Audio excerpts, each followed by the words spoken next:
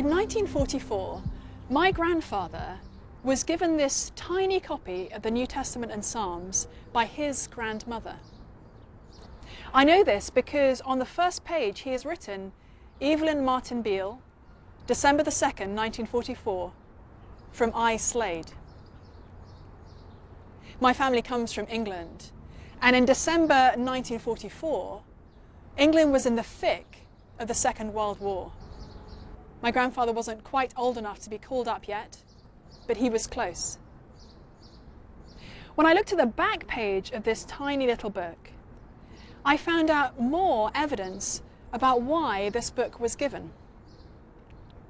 On the back page it says, March the 20th, 1918, my confirmation day, Eleanor Isabella Slade. Eleanor Isabella Slade was my great-great aunt, and she's famous in our family for being a pioneering pilot who served in the Second World War on search and rescue missions for British planes that had been shot down in enemy territory. She was given this book in the middle of the First World War in 1918. She died in July 1944 in the middle of the Second World War, and 6 months later, her little New Testament and Psalms was given by her mother to her nephew. The combination of written evidence in this book and family history helps me piece together what this gift meant. And if I were to sit down, I would be able to write an account of my family's experience of the Second World War from a number of eyewitness sources. But how do we know that the 4 biographies of Jesus in this book, the Gospels of Matthew, Mark, Luke, and John, are giving us reliable evidence about the life of that first century man? Jesus lived and died much longer ago than my great-great-aunt. How can we trust that the gospel accounts of his life are historically reliable? That's the question I want us to explore today. And there are 5 pieces of evidence I want to present. First, the Gospels are early. Second, the Gospels are eyewitnessed. Third, the Gospels are edits. Fourth, the Gospels are embarrassing. And fifth, the Gospels are everywhere. After our short time, I hope that you will feel more confident that the 4 Gospels of Matthew, Mark, Luke, and John are truly giving us reliable historical evidence about the first century man we worship. So number 1, the Gospels are early. Mark's Gospel comes second in our Bibles, but most experts believe that it was written down first. Even skeptical scholars date Mark's Gospel to between 35 and 45 years after the events that it records. And some Christian scholars think it's even earlier than that. Now you may be thinking, I can't remember what I had for breakfast last Tuesday. How could people possibly remember things that happened decades ago? Well, if you think about it, and I don't know how old you are, but if you look back on your life, there will be specific conversations and life-changing events that happened to you decades ago that you remember as if they were yesterday. Of course, we don't remember everything, but we do remember those moments and those conversations and those events that changed our lives.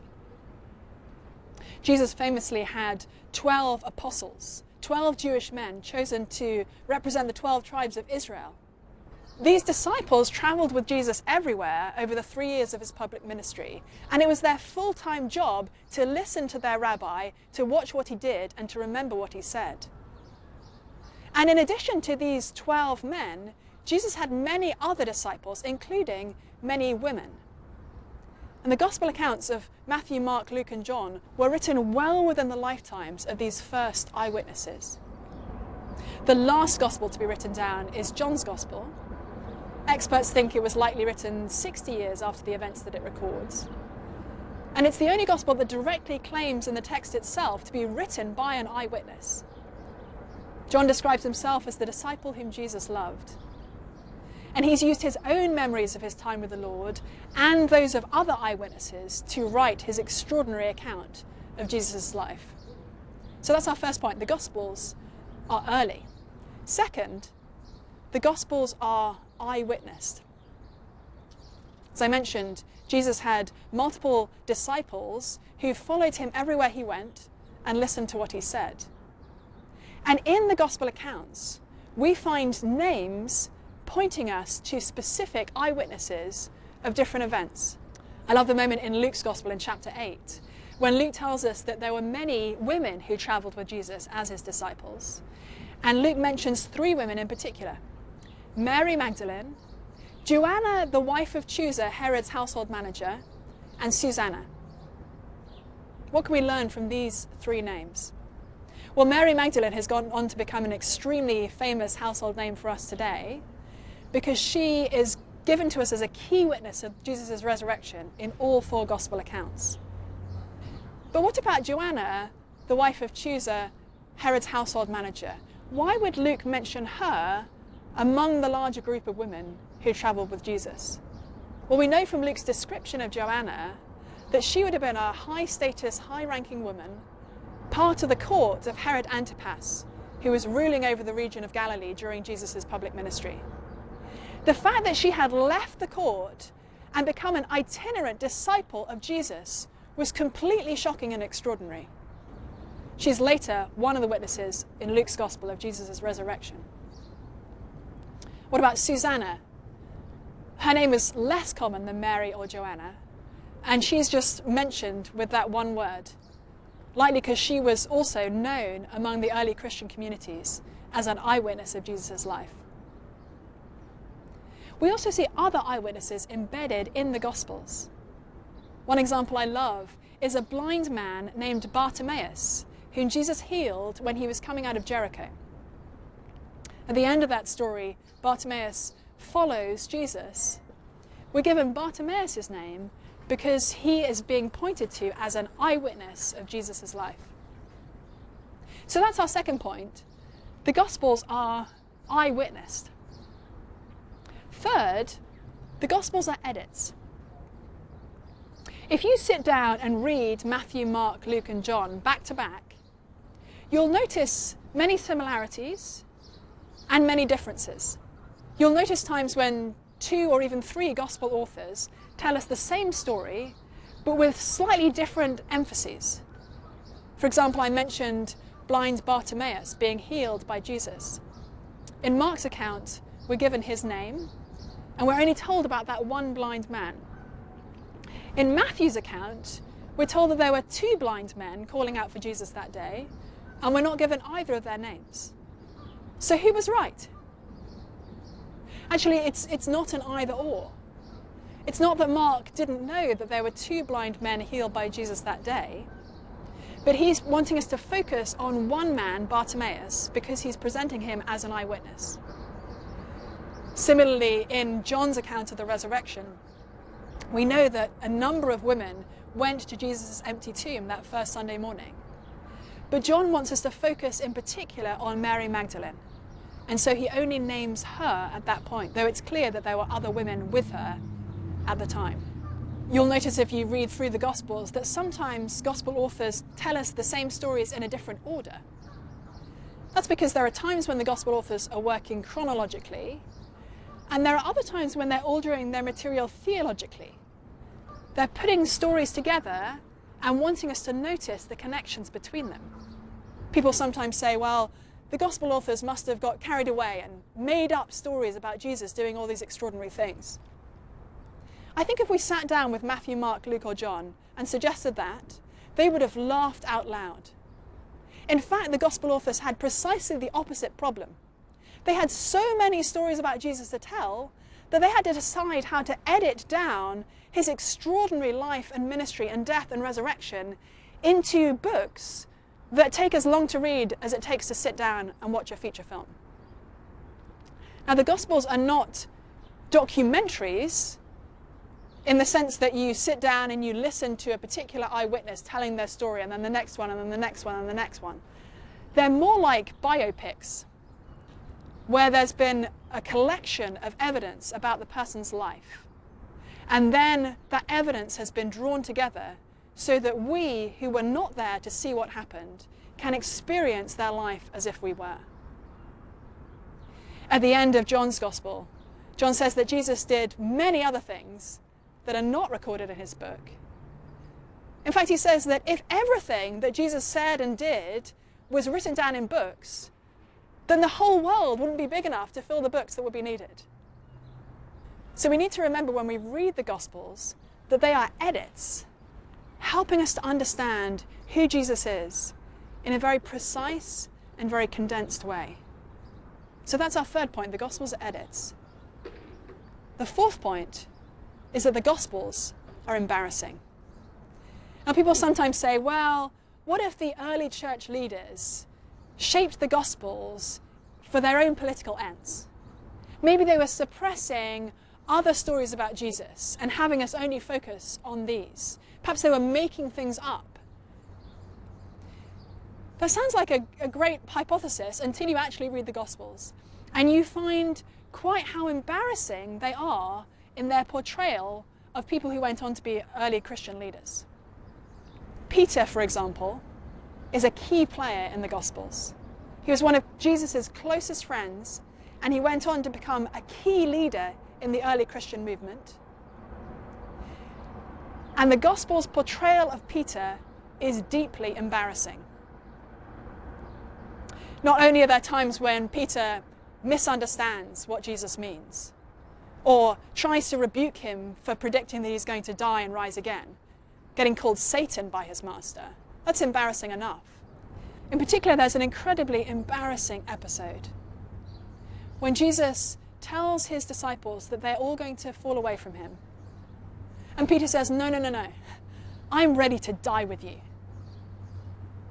Jesus says, I tell you the truth, before the rooster crows twice, you will have denied me 3 times. Peter says, no way. But then we see that that's precisely what Peter does. We see that story across the Gospels, but in particular we see it in Mark's Gospel, which, as I mentioned, is very likely based on Peter's memories. The testimony about the early Christian leaders we find in the Gospels is deeply embarrassing. If they were trying to shape the accounts to make themselves look good and suppress other narratives, that's precisely the kind of story they would have scrubbed out. But instead, they are happy for us to see their failure because it points to Jesus' much greater success. Or what about the fact that the women in all 4 Gospels were the first eyewitnesses of Jesus' resurrection? This doesn't strike us today as strange or disconcerting. But in the first century, if you were trying to persuade people that something truly unbelievable had happened, the last thing you would do would be to point to the testimony of women. Women were considered unreliable witnesses, especially in religious matters. They were considered over-emotional and gullible. So why do all 4 Gospel authors tell us that women were the first witnesses of Jesus' resurrection? It's very embarrassing. It can only be because it's actually what happened. So that's our fourth point. The Gospels are embarrassing.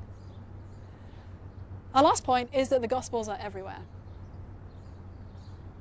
At the end of Matthew's Gospel, we see Jesus telling his disciples that all authority in heaven and on earth has been given to him, and therefore they must go and make disciples of all nations. They began almost at once. The Christian movement spread extremely early. It went to Rome and to Greece and to Spain and to Turkey and to Iraq and to North Africa. A sudden, rapid, messy spread of the gospel message. So how does that help us to have confidence in the Gospels in our Bibles? Well, we don't have the original manuscripts, or the autographs as they're called, that Matthew, Mark, Luke and John wrote down. We have copies of copies, or maybe copies of copies of copies.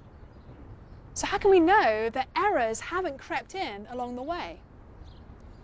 Well, because these Gospels spread with the message of the Gospel into so many different places so early, we can compare a copy of Matthew's Gospel made in one country with a copy of Matthew's Gospel made in another, and we can spot where any errors have crept in by looking across the different copies. And in the few places where there is any doubt about what the original manuscript said, our Bibles will give us a note to indicate that. And those notes shouldn't make us less confident in what we read in the Gospels. They should actually make us more confident. So those are our 5 points. Number 1, the Gospels are early. Number 2, the Gospels are eyewitnessed. Number 3, the Gospels are edits. Number 4, the Gospels are embarrassing. And number 5, the Gospels are everywhere. When I looked at the last page of this tiny New Testament in Psalms and saw where my great-great-aunt had written the date on which she received it, I also found some other evidence about her life. At the top, she's written 3 words: regenerate, comforted, and manifold. This Bible was given to her on her confirmation day in 1918. And those 3 words appear in the Anglican confirmation service, pointing to the work of the Holy Spirit. At the bottom of the page, she's written, always at my duty, daily on my knees. I never met my great-great-aunt. She died when she was 40, serving her country. But these few words are evidence that she truly believed what the 4 Gospels in this tiny little book tell us about Jesus. That he really is the Son of God, who died so that we could live eternally with him.